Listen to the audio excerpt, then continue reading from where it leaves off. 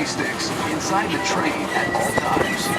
Please refrain from eating or drinking, and if you should accidentally drop something outside the train, there are numbered markers along the train. And experience the hometown pride and aloha spirit displayed by its residents.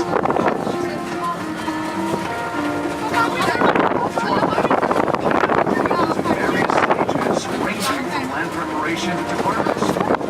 Here, pineapple is grown year-round. However, depending on the time of the year, the fields you see may be fallow or undergoing planting or harvesting. To prepare the field for planting, the ground grown in white. Just look for the tag. If it says Dole, once the pineapple is picked, it will not ripen any further or get any sweeter. So the sooner they're eaten, the better. 155 million gallons of water and is used to irrigate the pineapple fields and other agricultural crops in this area. Okay, let's take a short break and enjoy some music performed by local recording artist Manoa DNA. Their CD titled Pineapple, just another way we benefit from our nearly year-round sunshine.